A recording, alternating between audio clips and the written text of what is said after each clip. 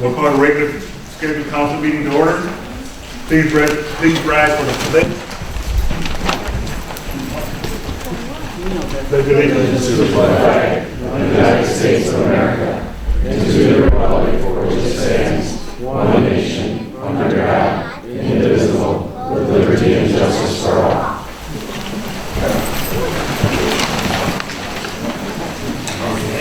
Roll, please. Trustee Foley? Here. Trustee Bellinger?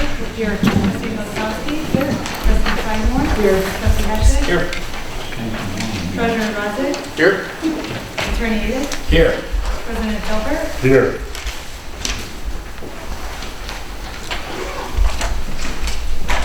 Approval of agenda.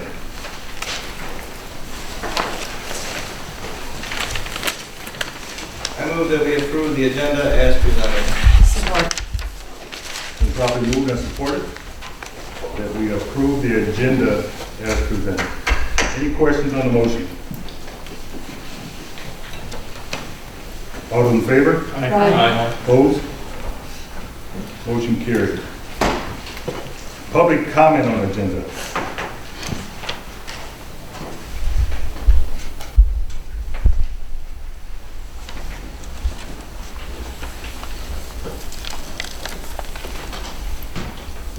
The public hearing on the CDBG funding, notice of funding availability for sidewalk replacement. There's a resolution that we must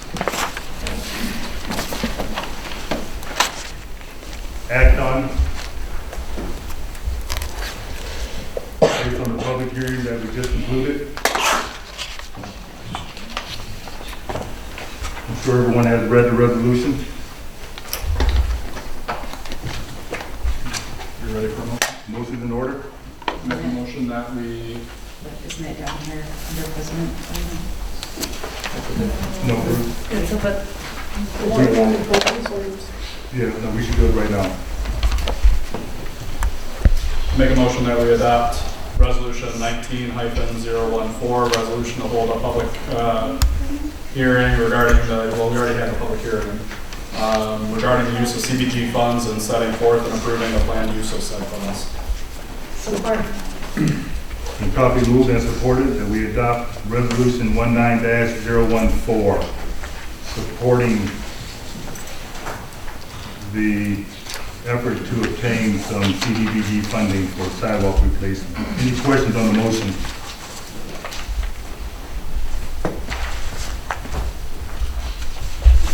Roll, please.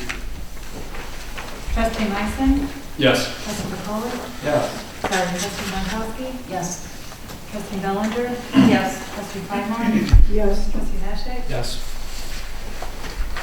Trustee Bellinger? Yes. President Gilbert? Yes. Motion carried. Approval of minutes, October 8th. Motion to approve the minutes of October 8th. Support. And properly moved and supported that we approve the minutes of October 8th. Any questions on the motion? All those in favor? Aye. Opposed? Motion carried. Consent agenda. Motion that we accept the consent agenda as presented. Support. Been properly moved and supported that we accept the consent agenda as presented. Any questions on the motion? Roll, please. Trustee Meissen? Yes. Trustee Monkowski? Yes. Trustee McCollum? Yes. Trustee Bellinger? Yes. Trustee Feinmore? Yes. Trustee Hatchett? Yes. President Gilbert? Yes. Is Mr. Miller here? Ah, there he is. This is Fred Miller, Macomb County Clerk. Come to pay us a visit. Good evening, everybody. Forgive me, I'm a little frazzled.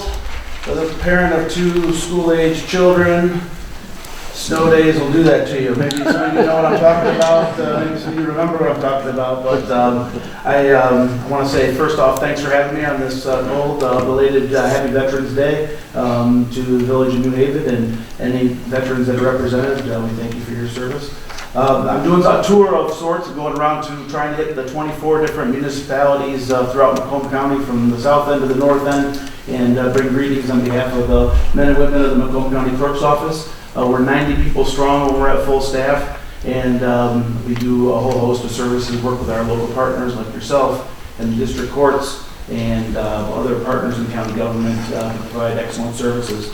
I'm pleased to bring good news. Things in the clerk's office have never been better. As a politician, I wish I could take credit for it, but in reality, it's really the 90 people that work there who are incredibly dedicated public servants in all of our different divisions, who have endured an awful lot over the last 2 years, but you'll be happy to know on behalf of all of us, have performed a great public service and made sure that despite all the pressures that they had to undergo, still were able to deliver quality public services. So by way of introduction, the clerk's office can be thought of in 4 divisions. Number 1, we're the clerk of the 16th Circuit Court in Mount Clemens, one of the busiest courts in the entire state. We run the jury pool there. Most frequently asked questions, sorry I can't get you out of jury duty. We have to talk to the Chief Judge James Biernat for that. But we process about 15,000 people a year through that jury room. We also are in charge of vital records, birth certificates, death certificates, marriage licenses, concealed pistol licenses, notary public, DBA doing business as, and other vital records. Through that, and through the court, and through our deed service, we've touched about 102,000 people face-to-face, and not including our online transactions. We also are the administrator of elections, and working hard with all the local clerks throughout the county to implement the new changes, the new lights for Michigan voters with Prop 3, and the no reason absent voting with delayed registration, and the impact that's going to have on elections, especially as we get into next year's high volume elections. We did just finish, the canvassers just finished up our canvassing of last week's election, and reported those results to the state and the locals, although I don't think that necessarily affects you all here, of course, so schools, I should say. And then lastly, were the Register of Deeds. I have something, but I'm going to come back to the Register of Deeds, but I want to say first off, thanks for partnering with us. We re-implemented the mobile offices. We believe that just because you're not close to the county seat in Mount Clemens in our offices shouldn't be a barrier to getting great public service. So we've done to date 14 different mobile offices, including one right here at the Village of New Haven. Thank you for your hospitality.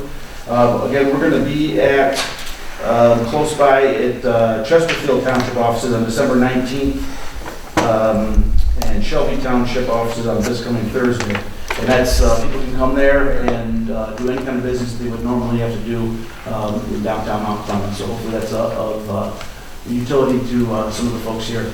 And then lastly, I wanted to get back to our Register of Deeds, recognizing the very special sesquicentennial that you're marking this year.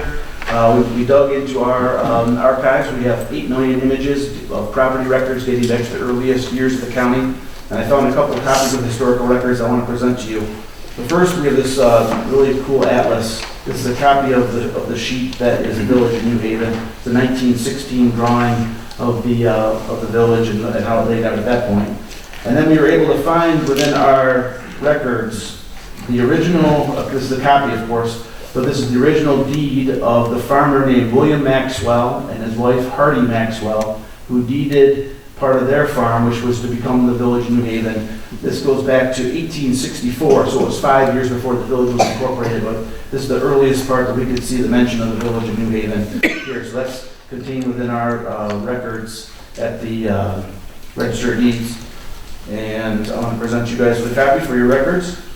And if you don't remember anything else I say, just remember this. Thank you for the honor of serving, and I hope that I can be of service to you all at some point in the future on this cast. So I'll turn over this to you, and happy to take any questions if you'd like.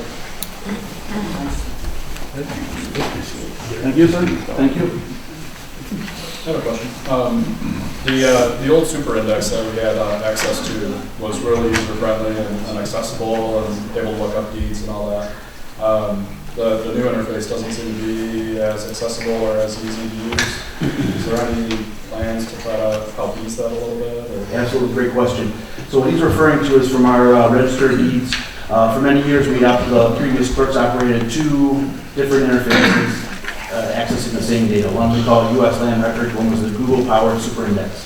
When I came into office roughly 12 months ago, there was an offer on the table, and it was not to get too much into the weeds, but Google was migrating their back end from Google Search to Google Cloud technology, which changed their entire global footprint.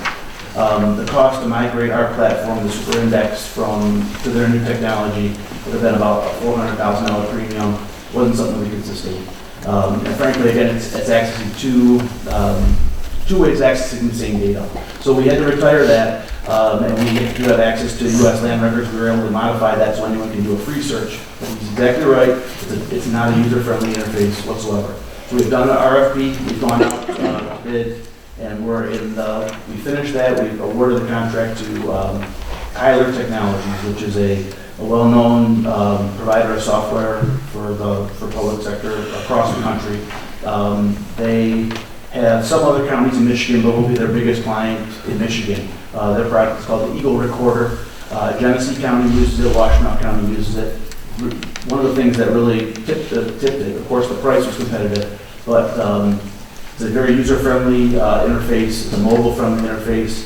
And we're going to be able to do a lot of really cool things with it that are going to be customer-friendly, and it's going to be more akin to the Super Index, which is very intuitive to use.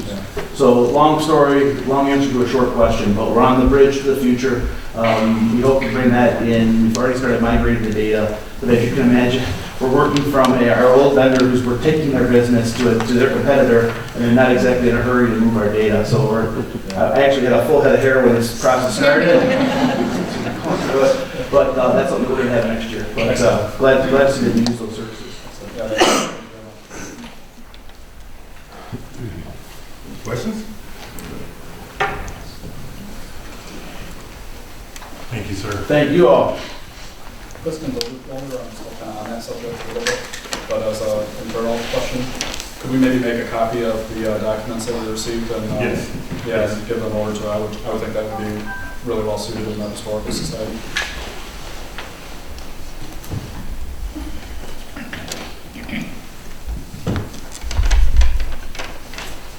Item C, resolution 19-013, the refunding of a bond for our North Gratiot Interceptor.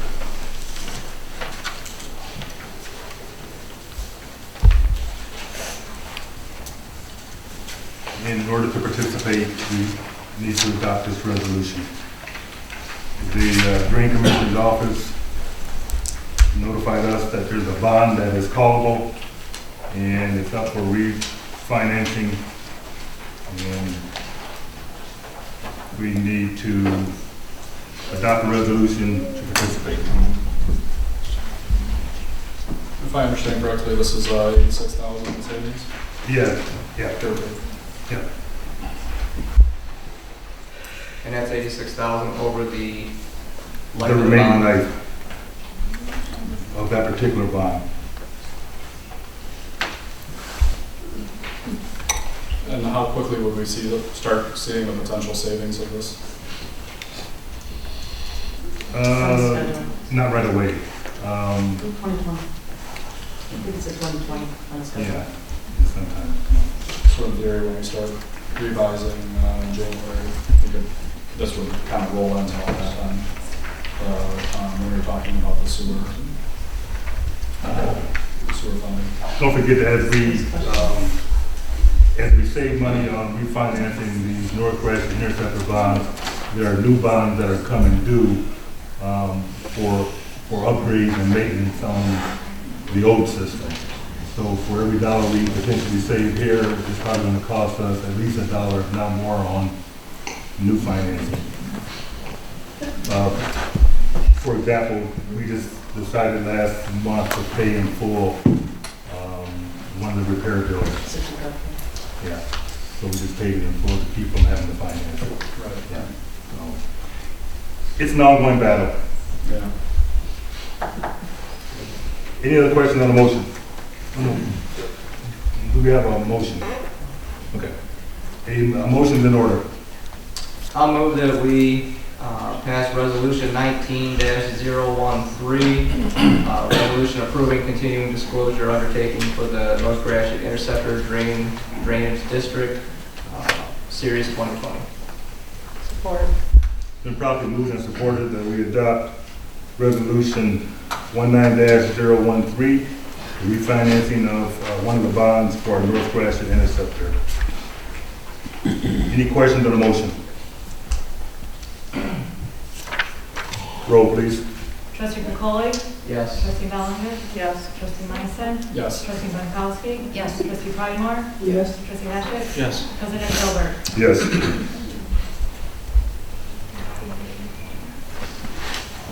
Item D,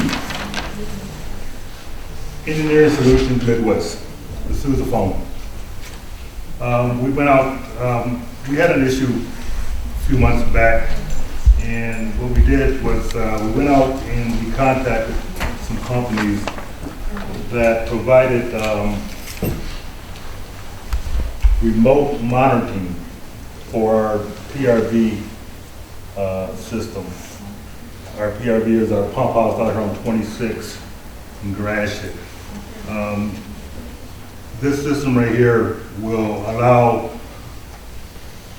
whoever we allow to connect to it, our DPW supervisor and any designee that he sees necessary to receive updates and monitoring on our system no matter where they're at.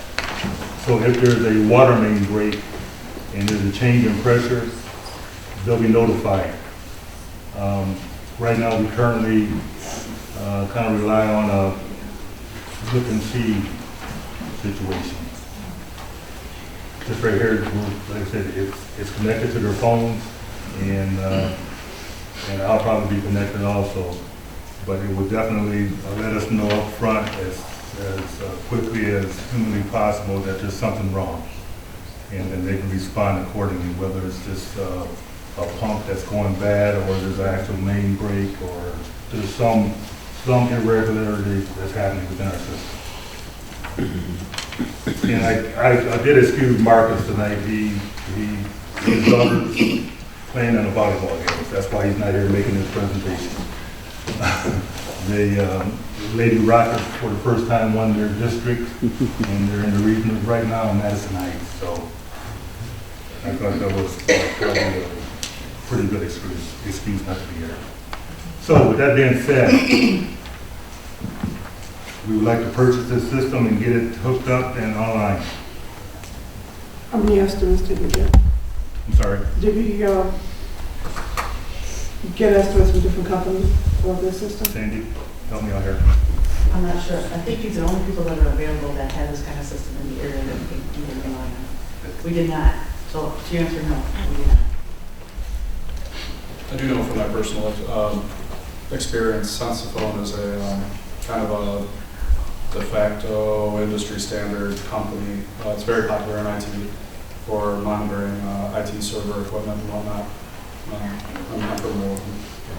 We had thought we could do this just by our phone system with AT&T, and we came away with no sense of, no good feeling that their product and their system is going to meet our capabilities. What would be the potential savings of implementing equipment like this for water main breaks? Oh, the potential is, I don't have a dollar and cent to put on it, but to be able to react and respond within, let's say a half hour, when we can call in the guys and get them out there looking for that main break instead of waiting for the pressure to drop to a point where a resident calls or the police department sees water over the road. So the potential could pay for itself in one main break. In theory, Marcus would have gotten the call as soon as that backup valve gets in. It would have happened right away. Actually, probably even before the valve even Yeah. opened. Yeah.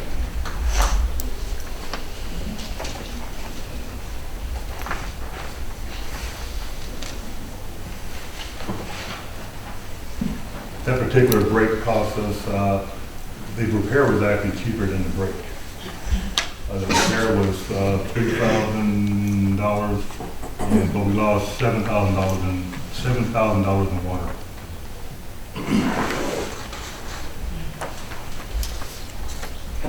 Well, then I'll move to purchase a Sensaphone in the amount of $6,448.51. Support. Been properly moved and supported that we purchase this Sensaphone in the amount of $6,448.51. Questions on the motion?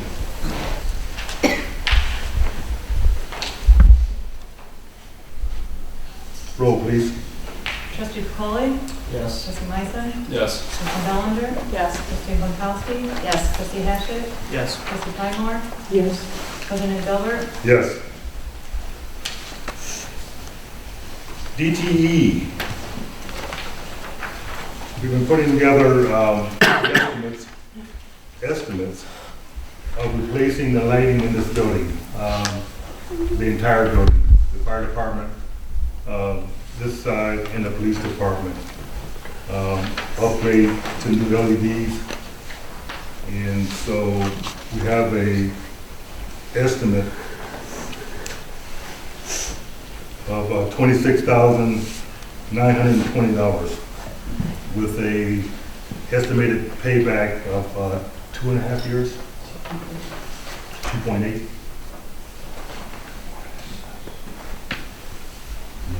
Similar to what we did with our street lighting. I think the street lighting has already paid itself back, close to a year in advance. Is this part of the same program that DTE did with the street lighting, or? Yes, but they don't offer as many rebates. There's some small rebates that we would receive, but they're not as generous as the street lighting rebates. So is this Energy Specialties Group, is that a subcontractor that DTE uses? Yes, yes. Yes, because I think the contractor that actually did our street lighting was Harlan. Okay, so Yeah. they selected this group then? But there are other contractors available. This is the Are one there that other bids? DTE uses, and this is the one that they recommend. But you can still get the rebate even if you don't go with this company. No, not necessarily. That's not a question that we asked, so we don't know if we went with a different company, if the rebate would be null and void, but it would have to be a approved DTE company. And No, that's right. for the project cost breakdown, it looks like there's two numbers that were supplied. One of them for the net cost was $19,640, and the other one was $26,920. What was the difference between the two? I didn't see The that. one cost, The one cost was the only bulbs. Oh, okay. The other ones were all fixtures and bulbs. They replace all the fixtures. What about the recessed lighting? Has that been changed? no. I didn't see it. I don't know if the recessed lighting in here is included or not. I don't think it is. I think it's just the fluorescent, the 4 foot, the 4 foot and the 2 foot fixtures, and the large fixtures out in the fire department.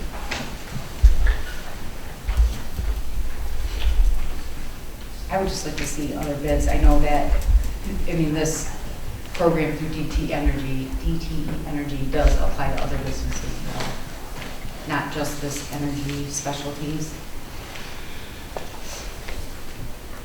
Because there's lots of electrical companies out there that go around offering this service.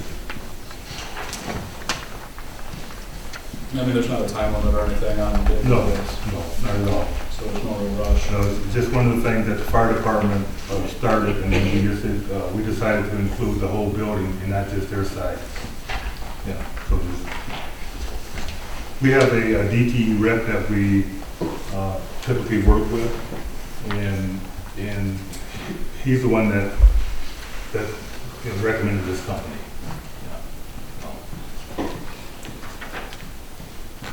Yeah, I would second trustee Bankowski's request. I mean, it seems like we're, you know, not that it's, it seems like it just would be better practice to always have, you know, some more bids that we can compare against. It seems like we're getting a lot of bids across the table that we don't have anything to compare against in general.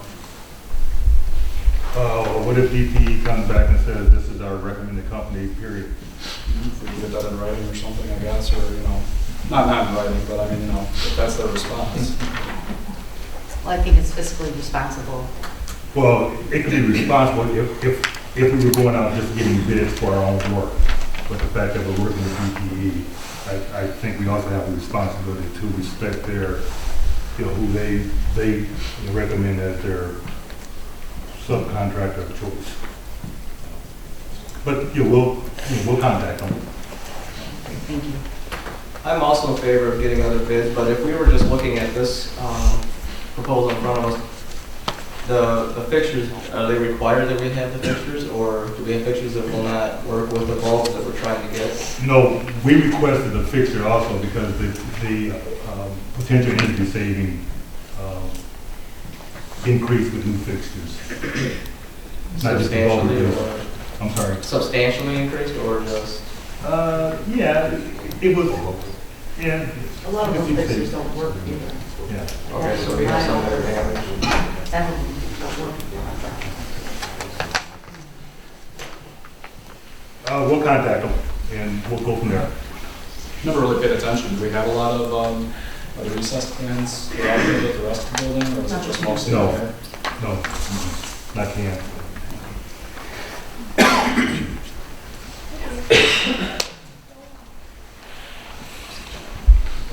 We will make a phone call and get our guy on the horn. Item F, New Haven Fire Department manpower shortage issue. Chief, Yes, where are you? right here. Oh, come on up.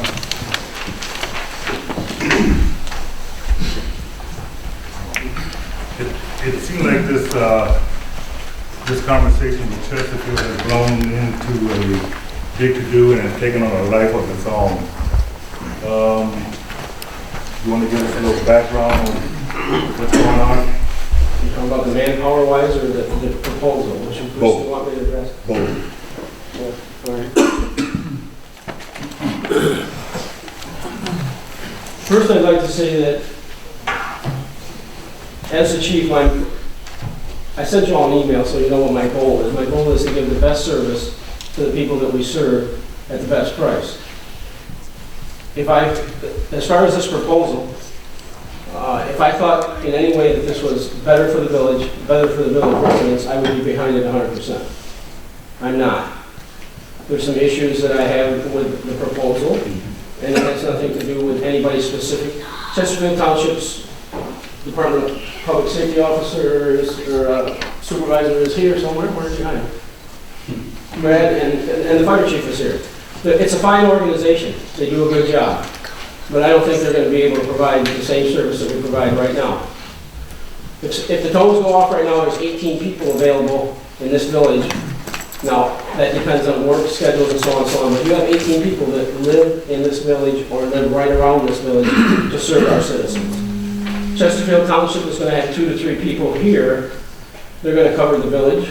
They're also going to cover the north end of Chesterfield Township. And if there's a fire in Chesterfield Township, they're going to go because that's what they have to do. So I don't see where it's a better deal. It's also more expensive. Last, we don't have the end of this year, but last year our budget was $208,000, $208,567.82. They wanted to do the same business for $31,703. That's a lot more money for the same service that we provide now. Manpower shortage, yes, everybody's short of manpower because nobody wants to be a volunteer anymore. Nobody wants to be a public servant anymore. The full-time departments are having trouble putting people. I brought this to your attention before. We managed to get a couple of people in since the last time I talked to you, which is good. We got Daniel on a 29-hour thing that covers a lot of the shifts, which is good. So we made some progress in that, but we've still got a long ways to go. like I said, what's best for the village and best for the people that we serve, I think, is to continue the service that we provide right now. Our response time might be 2 minutes. Sometimes they're 2 minutes, sometimes they're 8 minutes, sometimes they're 9 minutes. It depends on the time of day, it depends on the time of traffic. It might be your next door neighbor that comes and saves your life. Chesterfield does good work, but they're not your next door neighbor. It didn't work out good when you got rid of the police department, and I don't think it's going to work out real good if you get rid of the fire department. And it has nothing to do with, like I said, Chesterfield. They're fine people. I've worked with both of them. I've known them all my life. And they gave a proposal. And there's nothing wrong with the proposal, but I don't think it's in the best interest of the village. There's some other things if you want me to go. I don't want to drag on because... No.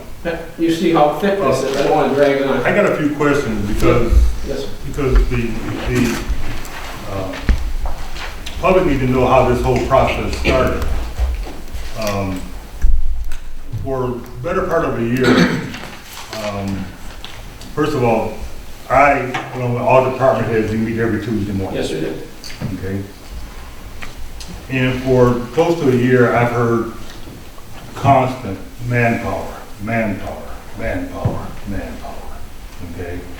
Lack of manpower, lack of coverage, lack of this, lack of that.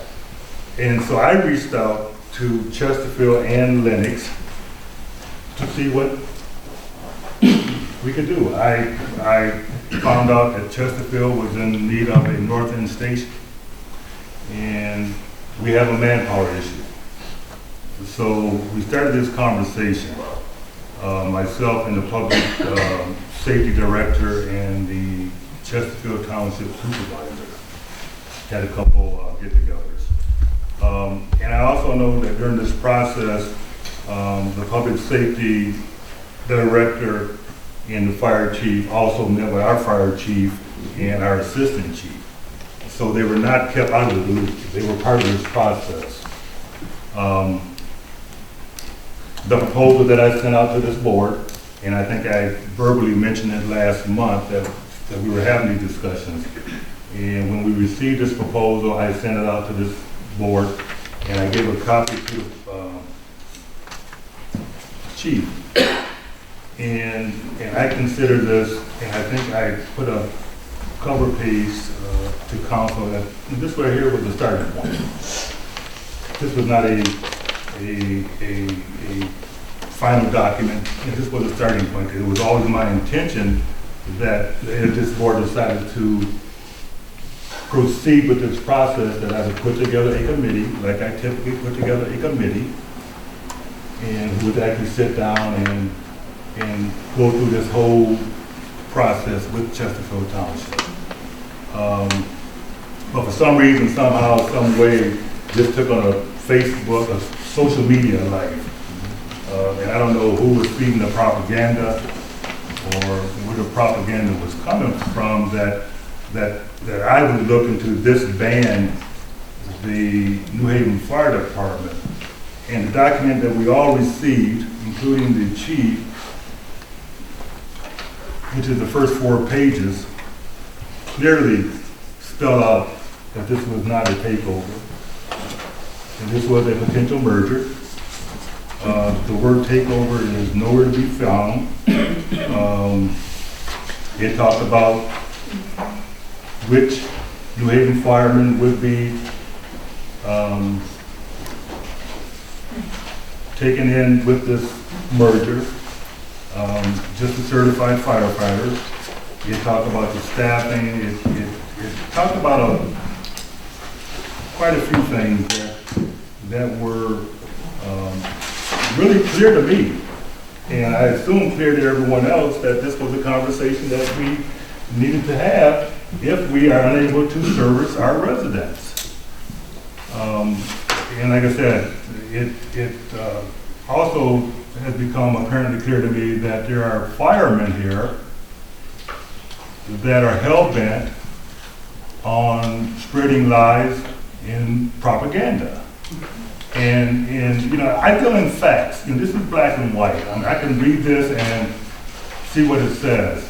I don't deal in social media.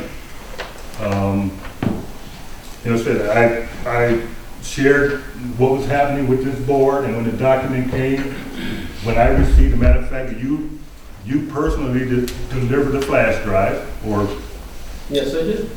and so it's been no secret that our leadership here has been a part of this process. Now, maybe the membership doesn't know that, or, you know, that hasn't been shared with them, but the rough document that we received, our chief and assistant chief were a part of that conversation. Okay? So with that being said, I have one basic question that needs to be clarified. Do we have a staffing issue? Yes. Everybody in the county has a staffing issue. I'm talking about the village of I Missouri. understand that, but I just want you to know. Do we have a staffing issue? Yes, we And do. if we have a staffing issue, I think even the Ways and Means Committee a few months ago, when the fire department came in front of the Ways and Means Committee, they were asked to present a proposal how we address this issue. Has the Ways and Means Committee received a proposal? Not to my knowledge. Okay. I thought the last Ways and Means, maybe there was a request by the fire department. We discussed it. We didn't request any report from them how they were going to address the issue, so we didn't receive one. I was at the meeting and you did request that they put together a proposal to present to the Ways and Means. We presented 2 proposals to the Ways and Means Committee. There's something else I want to address, since how you brought it up about staffing. Today, now, these are not all emergencies, but we are involved with the village. We do a lot of things for people because that's what we want to do. To date, we have answered 659 calls for service, and we haven't missed one yet. Okay? Okay, is there a staffing problem? Yes, there's a staffing problem. If we had a couple of full-time people, that would take care of the staffing problem. We don't have the money, I understand that. Well, And so see, what- you're what- asking and answering the question. Don't answer the question. Just ask it. No, I understand it. Just ask it. Don't answer it. We understand, we're part of you and you're part of us. No, my whole point, Chief, is you're saying we have a So- staffing problem, but we can't afford it. It is not your responsibility to say, can we afford it? Currently, the fire department has a fund balance. The fire department has a fund balance of, I think it's $273,000. Okay? So, But I have asked you if we could hire full-time people, and you have not given me an answer. I think this board will support me when I say it is your budget. I think it was last month or the month before, a question came up about $29. It's your budget. Okay. Manage it. Okay. I will. I don't have a problem with that. But If we say that it is their budget, who's the one that puts the buckets together as far as what all each of these line items are? We assigned a line item just based on the previous year, pretty much. Okay? So how are they managing it if we're assigning what the amount is? That's the original budget in March. Okay? They have the ability, if they need to move something from one line to the other, we do. that it's not going to adversely affect that line, Right, we did cover that last month. okay? They can do that. I have a question. Have you guys actually reviewed this? Have you had a chance to do that? I don't know. I know I'm not sure what you guys do, and I'm not being critical. I just want to know. So we're all on the same community. Some of the issues that I have with this proposal is that their station, I understand why they want to be here. It'll save them money, and they're getting more calls at the north end of their township. I understand that. But this station will cover the north end of Chesterfield Township and the village. Now, if there's a fire in Chesterfield, they send all the stations to the fire. Now who's in the village? And you can't rely on Lennox because they're going to be at their fire too. This year, we have already provided mutual aid to Lennox Township, to Chesterfield Township 19 times. Your guys have went 19 times to help Chesterfield. Because that's what we do. We're family. We're all family. And that's the way the system works. We've had them here. They've had us there. So how is having them here going to benefit the village residents when we as it is, we've had to provide 19 times, we've had to provide help to them? I'm confused. Well, They're not going to respond. I'm sorry. bottom line is that I was constantly being told that we didn't have manpower out here. So when this conversation started, when they said that they could provide staffing for our building, I have no issues with you, Mr. President, for asking for a proposal. I told you that before. If it was and I've better also for... asked Lennox, at your urging, that I contact Lennox, and I've yet to receive anything from Lennox. Yep. But the bottom line is, do we want to put bodies, can we put bodies in our building so that our residents are covered? They're covered now. 659 times they've been If it's a covered. non-issue, then it seems a little strange to me that for over a year, we had a big time staffing issue, and as soon as we get a proposal, suddenly the staffing issue goes away. I didn't say it went away. That's not what Well, I said. What I it's said is improved. we've answered 659 calls without a fall. It's Now, improved. we have mutual aid just like with everybody around us, and you know how that works. And if you don't know how it works, I'll give you the quick scenario, because I don't want to take up all that too much more time. On a day call, anywhere north of 23 mile, there's usually 1 or 2 people available in the village, 1 or 2 people available in Lennox Township, 1 or 2 people available in Ray Township, 1 or 2 people in Richmond. We have what we call a first alarm. If there's a fire, it's an automatic, they send so that we have a body of people.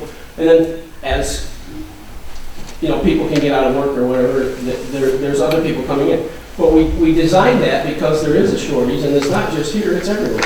So there's some other things that bother me about this thing. Let's not worry about the proposal, because I mean, this board may decide tonight that it's dead on arrival. So the main issue is, we need to come away tonight knowing that your department can service the residents of the village of New Haven. Yes, we can, but there's room for improvement. There's always room for I know, improvement. and part of it is going to be staffing, and part of it's going to be equipment. That's just the way it goes. That's how the That's an ongoing. business runs. Yeah. Any questions for me? Thank you for your time. I have a statement, President Gilbert. You know, when we talk about the proposal and whether or not it's a replacement or disbanding the fire department, for all intents and purposes, when you read that whole proposal, I mean, it's a literal replacement of the fire department. Well, you can interpret it that way, because like when I sent it out, I never considered this to be the final draft.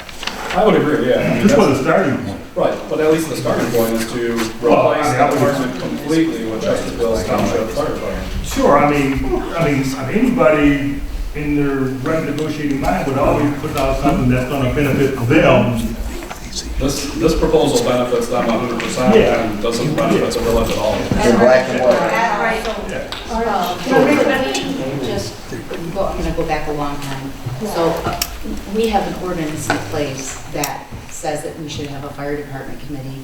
So maybe that might be a good place to start. That was always my intention. If we decide, I think the first question we need to ask ourselves, if we're gonna continue this conversation. And if we are, then we will put in place a committee to continue the conversation. Well, I think we have 2 things going on right now. Personally, we have the issue, with all due respect, you came 2 months ago and I advocated for you and said, you need to help them. They're firemen, they're not accountants. And I kind of felt like we went backwards a little bit, but I'm still supporting you. So I think that's one issue, first and foremost, that has to happen. I would welcome a committee Helping them because figure out how to manage their money and their budget and what do they need. Again, they're firemen, they're not accountants. Right. Okay, that's A. Then we can have a discussion about this proposal or any other proposal that might come to this community. But right now, we're battling 2 things against one another. I'd like to second that and take it a step further, just to say that if we don't get that figured out and get somebody hired, we're going to continue to have this conversation. And it was, I felt at least at that meeting, very plainly stated that you could hire as many people as you needed within your budget. And I think they are two separate issues, because if that's handled appropriately, I'm with Brian 100% in saying, I don't think there's cause to even further the conversation on a proposal. Since then, I have hired a couple of people, and I call them the rent-a-fireman program, and I don't mean that to be disrespectful. They don't live in the community, but what they do is they come here. One's going to the paramedic school, he's firefighter certified, he's an EMT. He comes here, he studies, if he takes a call, he comes to training, so he knows all of our equipment. And if he's in the area, he stays, does his studying here, and if he gets a call, I pay him for an hour for the call. So I've got a couple of people that are doing that, and there's a couple of other people that have shown some interest in that. But it'd be nice if I could get more people in the community, but it's just nobody's interested in going to school for that long. And I'm not making excuses, I'm just telling you, I beat my head on the wall. And as far as the committee, hey, the more the merrier, because I can't think of everything, and I'm getting old and I don't want to think of everything. And you guys might have some outlook on it that, like, why didn't I think of that? As far as an accountant, Sandy's available. Yes, she's very helpful, I will give her that. So, and their budget is not, in my opinion, and I'm not the sharpest knife in the rack, but their budget is not that complicated. I mean, it's pretty much one page. Well, obviously, there's a problem here, because this is a discussion we've had more than once. And we can go back and forth and tit for tat, month after month, but we're not moving forward. So, Well, I think we also have Mr. Colley that is well versed in budgeting and Absolutely. over $1 billion budget. Absolutely. I mean, he's on staff. I think we should be able to utilize his resources or his knowledge. They should be able to, He has helped us in many incidents, Yeah, but he's a very busy man with the government. so sure. I mean, his job, I understand that. And back to this committee that Trustee Bonkowski brought up. The committee, it sounds like from the ordinance, it's a standing committee, not specifically to a proposal. This is a standing. Right. So I guess, if I may, I make a motion that we reinstate the standing committee for the fire department. Does that mean that we're gonna continue the conversation? No, I'd like to make a proposal that we reject the Chesterfield Township Fire Protection proposal as submitted. Support.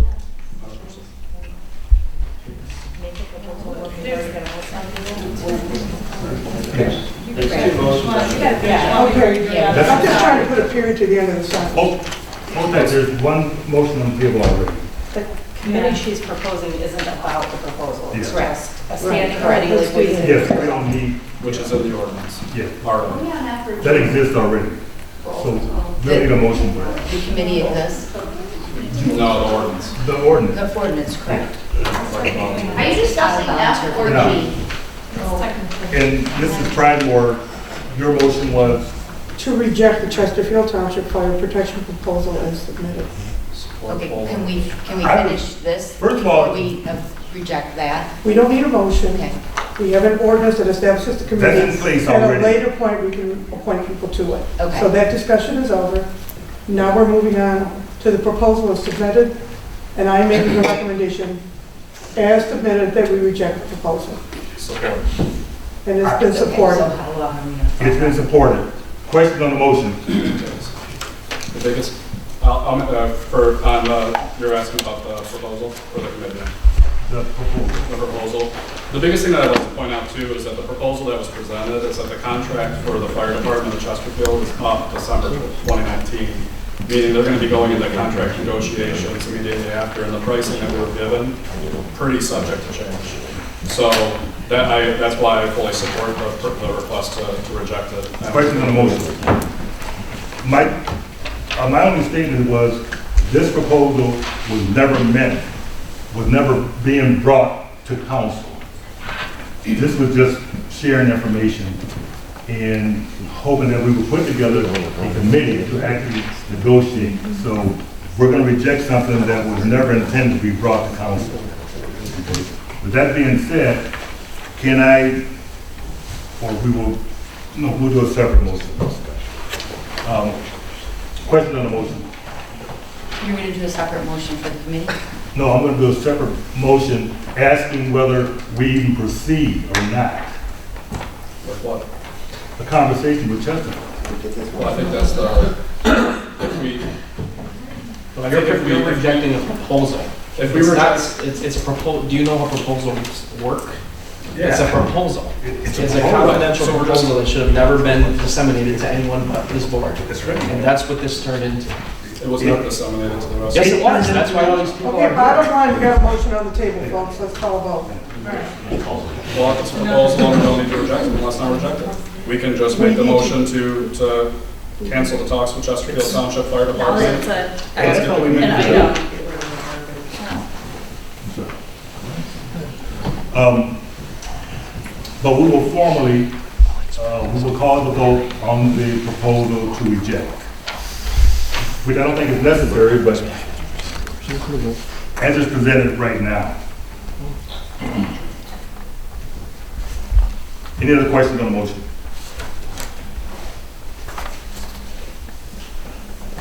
All those in favor? Aye. Opposed? Motion carried.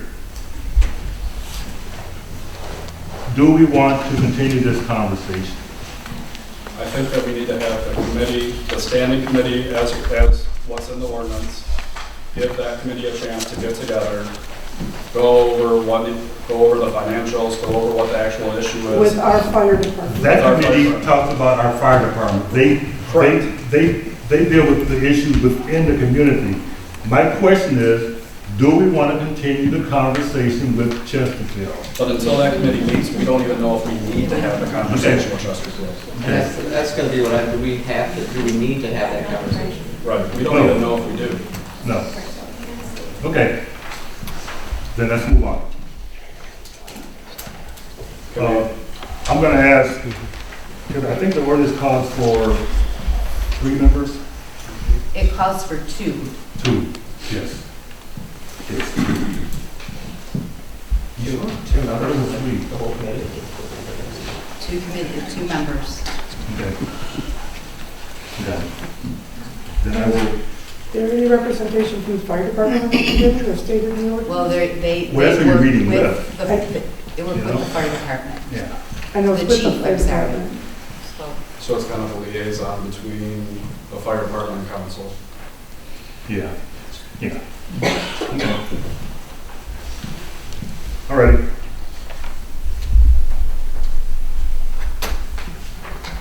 Do we want to take volunteers for that committee? I'm sorry. Do we want to take volunteers for that committee then? Yeah, we can take volunteers. I have at least 2 individuals in mind, but I'll let them raise their hand. I would volunteer. Yeah, more than enough people. I would like to see Mr. Picoli. I like his work in the past, and I would like to see Mrs. Ballinger.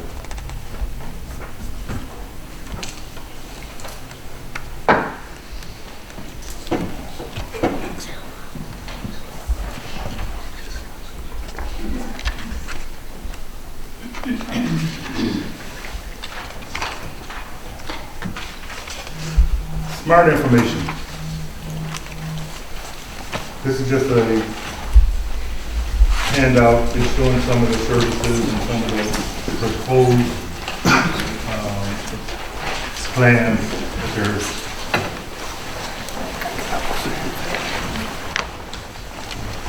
Nothing earth-shattering, just some updates on some of the stuff that Smart's doing.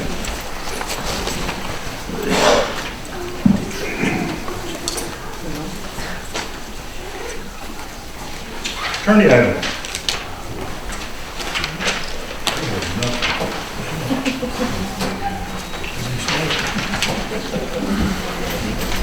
Payment of bill.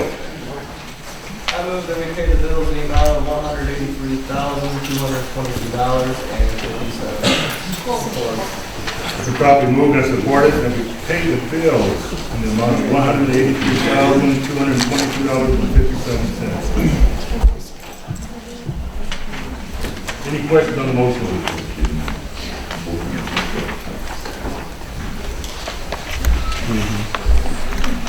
Roll, please. Trustee Foley? Trustee Langston? Yes. Trustee Jankowski? Yes. Trustee Bellinger? Yes. Trustee Marshall? Yes. Trustee Sidemore? Yes. President Miller? Yes. Treasury report.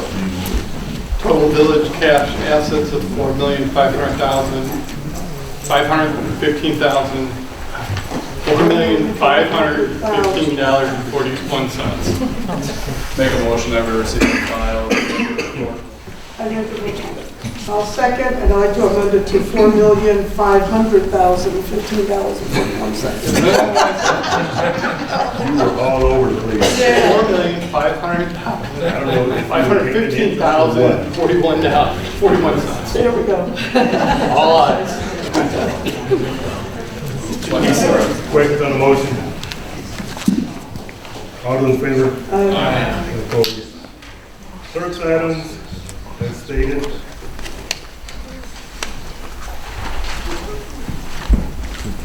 New business.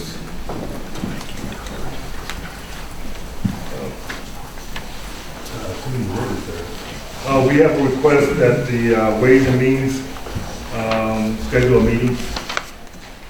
To cover. There's employee contract.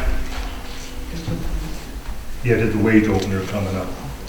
And there's one of those. Yeah.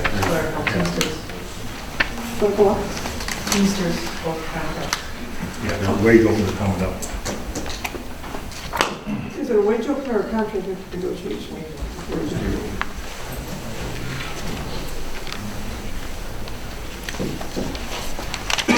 Planning Commission update.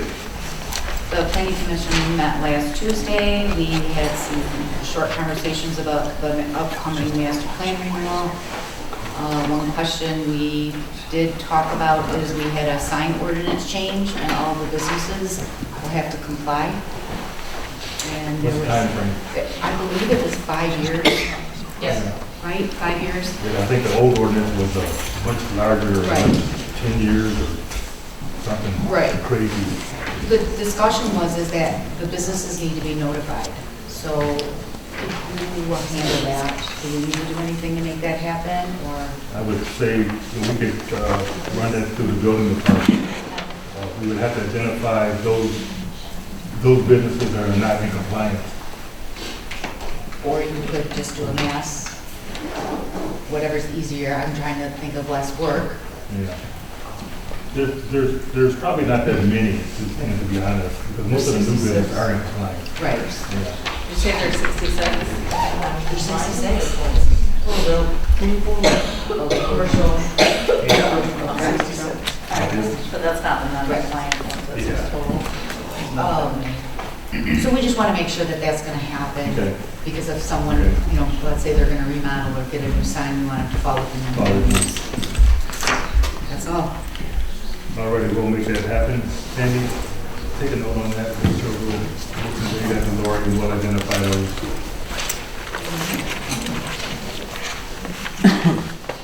Parks and Rec update. Just a few updates from Parks and Rec. The Parks and Rec is arranging a bus trip to the Wayne County Light Fest, also known as Heinz Drive. They're looking to do that on Saturday, December 14th, after next Tuesday's meeting. The times and further details will be given, and then the sign-up sheet on the offices will be available too. Parade of Lights, tree lighting, Saturday, November 30th, 6 to 8 p.m. at Fountain Park. Afterwards, Santa is going to be hosted at the fire department with lights, snacks, and beverages. And if you'd like to enter a float, like they always do down Main Street, contact the village offices. And final, they had the fall wreath class that was held at the community center. Attendance was decent, everyone had a good time. That's all I got. Thank you. Item D, parameter of the Open Meetings Act. Mrs. Stryker. Okay, I'm sure all of you are aware in the past few months, we have two communities in Macomb County that are facing litigation over violation of the Open Meetings Act, serving the marijuana industry. I think Mr. Anderson's son is representing one of the firms. My son represents a landowner, not a marijuana dealer. A landowner who is trying to rent his space to a marijuana dealer. And he has challenged the city of Mount Clemens for approving licenses outside of the rules of the Open Meeting Act. Okay. So he's involved in a violation of the Open Meeting Act and against the city. And the court has held that they violated the Open Meeting Act, at least preliminarily. Okay. I forwarded all of you the handbook from the most recent Attorney General Dana Nessel, and I know you've all read it. We've all had classes given by COCO at the Michigan Municipal League. I've had some concerns about some of the subjects that we've discussed in closed session, and I think a few of you share my concerns.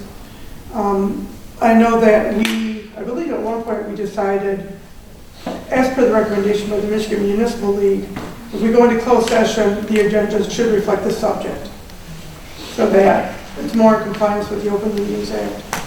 Also, I want to remind all of you that if you feel that any subject for closed session is a possible violation of the Open Meetings Act, we do now have to take a roll call vote, and we can always say no if we feel that it's a violation of the Open Meetings Act.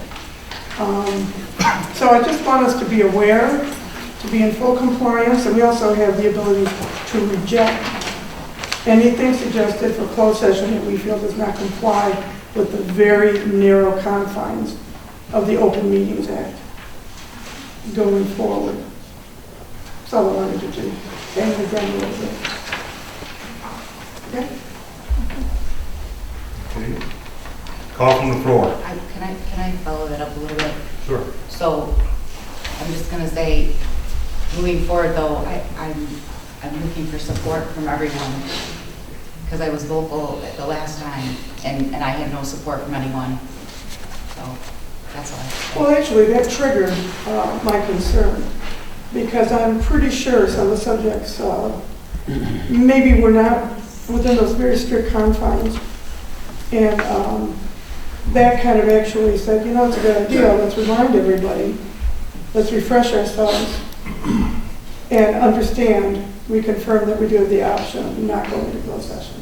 Well, I appreciate that. Okay. But let's also not forget that when we go into open meetings and when we talk about a subject, and if we are looking for comment and support, yes, that subject needs to fall within the Open Meetings Act guidelines. But I know exactly what you guys are referring to. I made a statement last month. Was not looking for support, was not looking for ayes and nays. I made a statement. It was my conversation, and I don't think that's a violation. It was an opportunity in a closed session for me to voice some things that were going on in the Chesterfield Township proposal was one of them. Okay? I was not soliciting support, just as a FYI. And I think anytime we get into that type of situation, if it's just a conversation without a back and forth, if it's just an opinion that I was voicing, I don't think I'm in violation. And I would certainly hope that if you think I'm in violation, that you would contact the county prosecutor, and I'm sure he will come to the same conclusion. Nobody said you violated the Open Meetings Act with your conversation. But I question whether this meets the very narrow confines of the Closed Meeting Act. That was not part of that. We discussed this in closed meeting. Did we not? I shared it with you. Oh, We did I not see. discuss it. I shared that the conversation was taking place. So everything that was borderline was just a discussion and doesn't violate the Open Meetings Act, Mr. Addis? I'm sorry, what is the specific question? The specific question is, if we go into closed session and there is no invitation for back and forth, it is merely a discussion about a subject and does not invite input from anybody at the closed meeting, does that still fit the parameters of the Open Meetings Act? I'm not sure I understand the question, but I think I know where you're going. The Open Meetings Act is intended, since it was founded, to make considerations when a body decides and determines and discusses what it's going to do. That should be done in an open meeting, okay? When you go into closed session, we all have the same guidelines that are available if you go on Google, if you go to the MTA, if you go to the MML. and they give you this black letter law. But under that black letter law are a number of court decisions that expand and define what the Open Meetings Act is. So, first of all, let's understand this. If you guys go in and violate the Open Meetings Act, the cure is no one's going to jail. No one's going to get arrested. It's not a criminal act. You have to go out in a public meeting and fix it. That's it. That's it. Because unfortunately, in the heat of the moment, people say things, people comment. You are not to deliberate on public matters in closed session. I didn't see a deliberation on that. I would prefer that, and every lawyer would prefer that we really define what's going to go on in closed session. That's the best practice. Okay? But not every stray comment or every opinion voiced is a deliberation, except on the subjects. And I like your suggestion that when we go into closed session, we lay out, before you have a roll call vote, what it is that's going to be discussed. That way you have no problems. But what I don't want to see this board do, or this community do, is to get into the idea that the Open Meetings Act is the only law that applies to considerations of public matters. It is one tool, and the violation of which is cured easily. If there's a mistake, if someone steps out of line, if whatever happens, yeah, you can go to the prosecutor and report, but let me tell you what the fix is. You come back in here, you pound the gavel, you open the meeting, you do it in open session, you pound it and close it. It's not a disgrace, and no one goes to jail. The best practice, and I love what you suggested. The next time you want to go into closed session, we're going to go into closed session to discuss the following. All in favor, you take a roll call vote. Because a roll call vote means if you don't think that's the subject of closed session, as you pointed out, Ms. Pridemore, then you say it then and there. And then people decide whether to go in or not to go into closed session. It is not an easy field, because there are many things that governmental entities need to make public, but when you get in the area of lawsuits and things that affect the promotion of people or the hiring and firing of people, there are people's privacy rights that need to be protected. So what I'm trying to say to you is it's a working process, but I think the suggestions are well taken. I don't make a determination whether someone is in violation or not in violation. There's only one person who gets to make that, and that's the prosecuting attorney, or in fact, the county attorney can make that, and then they're going to tell you the following. Go back in the meeting and fix it. And it's over that quick. Can I ask you for a clarification, because I'm really kind of confused about it. In the Open Meeting Act, again, they give you the very narrow confines. It says to consult with its attorney regarding trial or settlement strategy in connection with specific pending litigation. Does that mean talking about a possible litigation or a litigation during the pendency? Those words don't say that. However, I'm reading it. no, those words do not allow it to be about anything but a pending litigation. So it's already been However, okay.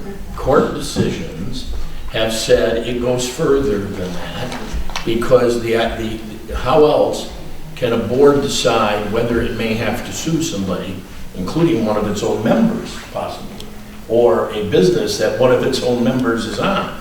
Those things cannot be done in public. So that black letter law sits there, okay, in black and white. But in every black letter law, it is then expanded or contracted by court decisions that decide in actual events. And the truth of the matter is, you can indeed, if you ask for a legal opinion, and that's why I give written opinions in closed session as to whether or not to proceed with litigation, whether to consider an investigation, whether to look into an employee. This goes back, this is nothing this board's had to face. I don't want to watch people thinking there's secret stuff going on. Whether to investigate someone. There are court cases that specifically say, yeah, you can do that. So it's a case-by-case basis. And that's the only way we can do it. It's not an easy law to follow perfectly, but I just want people to understand, if there's a violation and you bring it up, it can be fixed. by an open meeting saying, we did this, maybe we shouldn't have, so let's discuss it in public. And then it's remedied. Thank you. So best practice going forward, if we go into closed session to discuss pending litigation, we can decide as a group, that's all we're gonna discuss in the closed session, and then just come back to open session. You can. Yeah, But it doesn't absolutely. already have to be in the court's It file. does not have to be filed Okay, in the court. Okay. Although, when you first read the law, it seems to say Yeah. that. Other decisions say, no. Otherwise, no one would ever sue anybody because the public will decide who you sue. And, let's not forget that last month we went into closed session for a very specific reason. Straight. I'm sorry. Let's straight off that topic. I took an opportunity because I had this group to share some opinions of some other issues. Was not deliberating, was not asking for opinion. I shared my opinion on at least two subjects. Okay? And like I said, I don't consider that a violation because I was not asking for anyone to deliberate. Yeah. I was just sharing my opinion. And I understand that, but I think, to Trustee Pridemore's point, if we were to put an analogy to last month's closed session, with being presented a closed-door verbal proposal for a service for the village, if that was Rizzo being brought closed door to bid on a service for the village, even though it was a discussion-only point, that now is a discussion at the table, and eventually could have wound up to be an action item, that just doesn't sit well with me. That there was originally, it basically was a closed-door bid. That's not like we did an RFP asking for other community fire departments to put proposals together. We have. We didn't. We have. As a board, we But- put an RFP together for fire services. That proposal was never a part of the closed session because we hadn't even received it yet. Right, well, that's the point. Yeah. That's the point that I think Mr. Pridemore is trying to make, is that wasn't the intent of going into closed session. We can vote on going into closed session for discussing litigation. Yeah. But then if we get into closed session and we start talking about other things, that's where it gets a little dicey. Well, then see, what's gonna happen is say in the future, you won't even know about the conversation until I actually receive the proposal. But should you have received the proposal without an RFP? It's not about an RFP, this is not an RFP issue because we reached out to Ray, we reached out to Lynn, we reached out to so it's not an RFP. Didn't Chesterfield reach out to us first? I don't know. Okay, who knows? Here, let me see if we make this. Let me make this clear. You cannot deliberate or vote in closed session. If you're not asking for deliberation on a specific matter and not asking for a vote on a matter in closed session, then I guess you can talk just about everything. The best practice is this. The best practice is to identify what closed session is about, take a roll call vote, and go in and discuss those things. That's the best practice, but in the real world, people say things. Because it's an opportunity for me, in all fairness to this board, it's an opportunity for me to share with you what's going on. And if you want to take that opportunity away, Yeah, but there's other means of No, I don't sharing use information email, with us. and I don't No, call it's- it- there's not email, there's other opportunities to share information. I think part of the issue is maybe it would have been better received had maybe polled us and said, hey, are you no, I'm guys- not polling. See, that's when you get into violation. But you could do that at the table in an open meeting. We're not going to poll. It's an opportunity for me to share with this board the things that we're working on. Okay? Not asking you to deliberate, but just sharing information. It's just sharing information, not asking your opinion, just sharing information. But it could have been shared in an open meeting, is my opinion, but. Well, some things can't be. Some things can't be. Some things, I'm actually asked to keep under wraps until we get to that point. And again, if we don't like the subject, But with that and being I'm comfortable said, with it, we just don't go into closed session. it's kind of conflicting because you said that 2 members of the fire department went with you to these meetings. No, I never said that. Or that's what it says in For the. They met with us. Oh, They met. Or They they met met. with them, right. So They met. the other people knew about it. Well, I'm not sure, I don't really understand how the proposal was considered confidential, considering it was the fire department that received the proposal and handed it to us. It was, they received a flash drive, okay? So, they were in the loop, okay? All I was asking is, let's read it, and let's see where it goes, and if you have any questions, I think 2 people reached out to me with, and you know, and then my whole intent was, if we decided to go forward, we would put together that committee, and then actually sit down and, okay? But I didn't want it to become a big to-do over nothing, and that's exactly what it became. But I like to hear, I asked you, I said I had questions. And after I started hearing about all the social media crap, I said, I'm not even gonna answer questions because I have no idea where those answers are gonna land. But this is a group effort. It's a group effort, but, you know, I have to have confidence in the group also. Quick question. If we're done with that subject, I've got 2 copies of subdivision plats here. Just an update on. FYI, Oh, just those that are signed? yeah, Okay. yeah. All right, I thought maybe I missed something. No, there's I think there's a color chart on there that kind Yeah. of. Getting rooftops. Moving on. Call from the floor.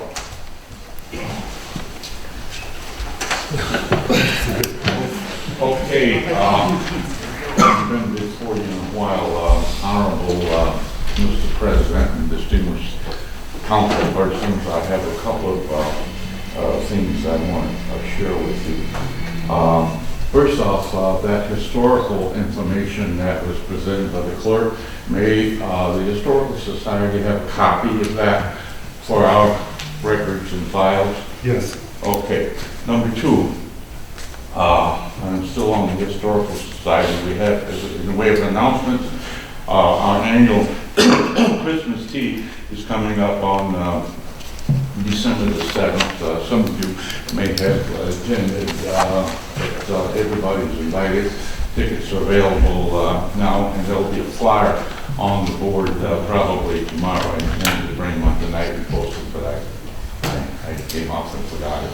And also this coming up weekend, on the 16th, I believe, we're having a comedy night fundraiser. And we're kind of in desperate straits now. The bank account has gotten down to the dusty part, and because we've just replaced the roof on the building, and that pretty well wiped out our bank account. So any support that you guys come and share with us on the fundraising events coming up, certainly appreciate it. Now the other item I want to just bring up. George, and I don't mean to interrupt, but where is that going to be, sir? At the depot. It'll be at the... At the depot. I'm sorry. I'm sorry. Yeah, they're all these events are at the depot. Okay. Last year, probably about this time, or maybe a little later, there was a dangerous and catastrophic situation that occurred on Victoria Street, where there was a tree that had dropped limbs across the power lines and knocked out 3 high voltage transformers and knocked out the power that was supporting, the buildings that was supporting, plus the surge created by that ran down the lines and basically blew. It basically destroyed the power in those floors. And if you remember, she was closed for almost a week, and I don't know how much she spent to get that back. Don't know how much was insured, but she was out of business for quite a while. And so Edison came in, they redid the wires, they re-put up transformers and that, and thought everything was great, but just about 2 months ago, almost the same thing could have happened. George, you might have to again. wrap it up, bud. Yeah, okay, well, this is important. It's a safety issue, Chris. And if I may, can I go just a little bit? It's a safety issue with the tree. And about, like I say, about a month back, I think, I don't know if the city called Edison or Edison got involved, but the same thing happened again. You may remember, one of the DPW guys were out there standing guard as a safety measure until Edison came and took this limb off the line. Okay, and then shortly after that, maybe the same day, there were 3 Edison trucks there, and there were some of the tree people that work, I assume they work for the Edison, the tree with the high lift buckets, and 2 trucks of that was there, and I figured they were there to deal with that problem with the tree. Well, they were out there for about half a day, and then they just all left, and the situation is still there. And I'm wondering where should the pressure come from to deal with that tree that's causing this problem, that's creating the hazard, because it keeps happening it's happening now twice in less than 12 months. So I believe the tree, I sighted as near as I could, and it appears the tree is right in the center of the sidewalk where there is no sidewalk, where the sidewalk should be. And I'm not sure if the tree is on public property or if it's on private property. I would request that situation be investigated and whatever means necessary to clear up that problem, because it's going to keep happening. Because the tree is so close to the line, part of the utilities just go right through the tree. We'll pass that on to the DPW. Okay, thank you. Because they do have a tree company that they work with. Okay. Yeah. It's an Edison problem also.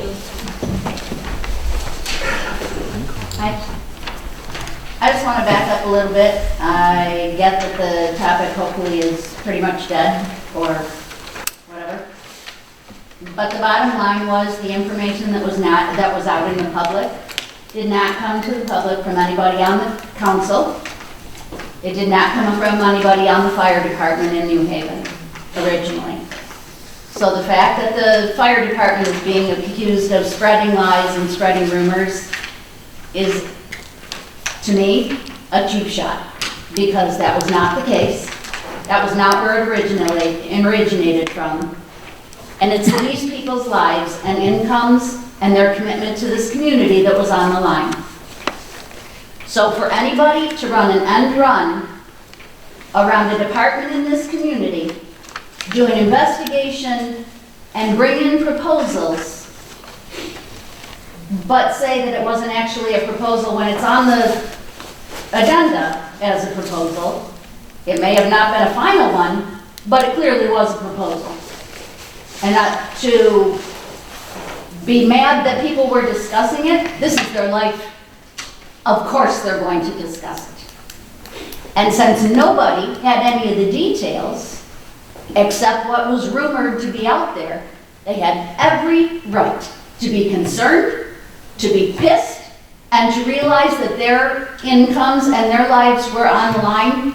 After everything they do for this community, shame on anyone who was working on this without their involvement. Thank you, guys. We love you.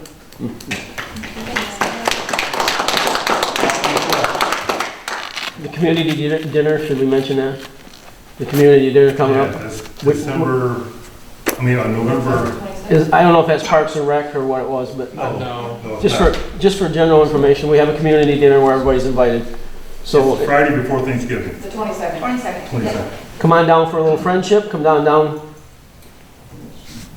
eat. Is that the high school? Yes. Again, yes. 6 o'clock. 6 o'clock? Okay. Cough on the floor. Cough on the table. Motion's in order. Motion to